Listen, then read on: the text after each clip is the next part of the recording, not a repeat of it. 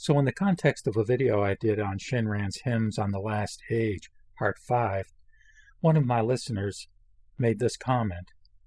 He said, "I believe that this is the last age, but I do not believe that there is no one that can follow the practices of Shakyamuni Buddha in order to, quote, attain enlightenment," close quote. Nothing is permanent. Nothing is attained.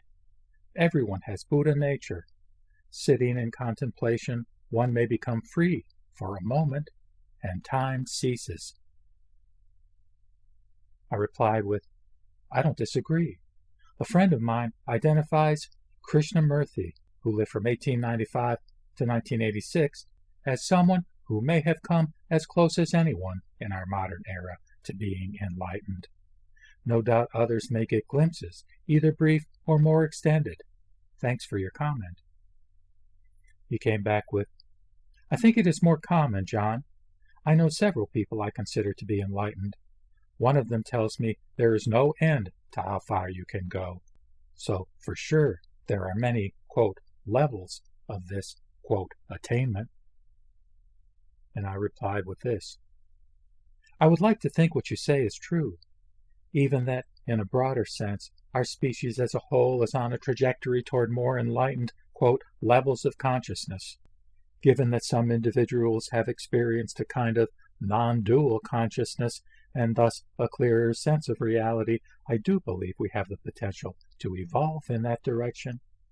Shinran's age was filled with much strife, wars, etc., and for him it seemed impossible, especially when contrasted with the rigorous training that he experienced on Mount High.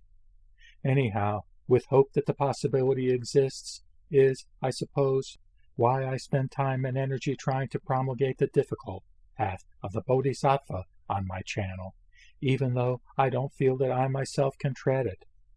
Maybe it will help some folks out there to get to those other, quote, levels, finally perhaps to realize that, in an ultimate sense, samsara is nirvana, and nirvana is not different than samsara, that there are no levels other than as the Buddha's expedient method to jar us out of our ignorance."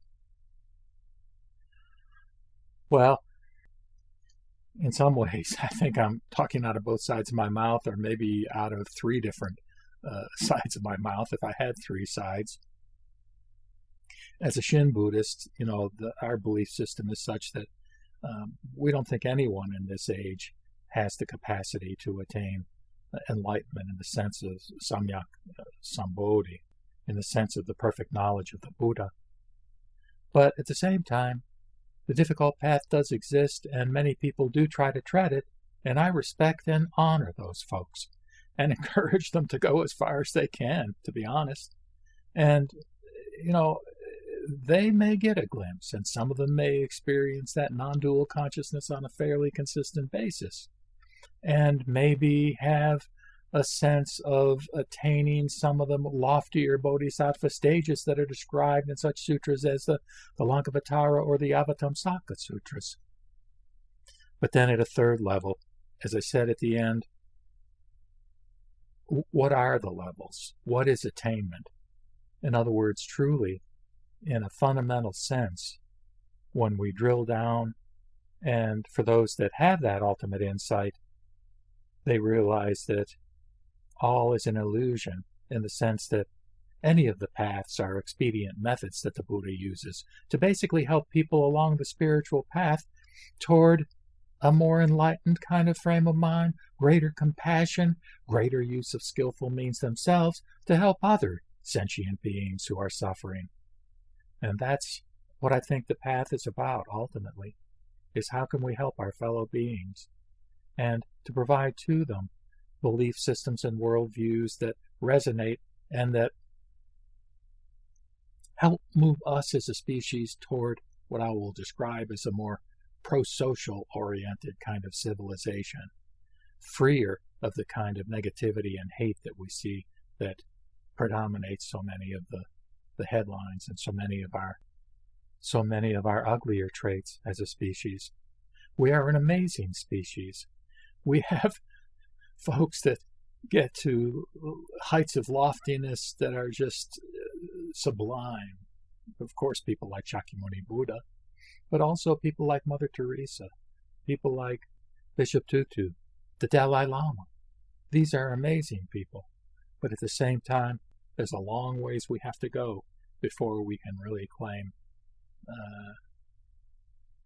that the majority of people have as their primary objective to help their fellow persons. Because we're selfish beings. I mean, a lot of it is built into our DNA, and that's what Shin Buddhism talks about, is that even when I'm doing good, is it truly pure good, or are there ulterior motives? Shinran himself at the end of his life said, he just wanted to have fame as a teacher. What an acknowledgement, what a degree of humility. And maybe it's when we experience that humility that we can truly come across to our fellow beings as having some of those positive attributes that we associate with the great path of sages, the holy path that's described within the wonderful Buddhist Mahayana Sutras. Namo Mita Butsu. Namo Mita Butsu. Namo Mita Butsu.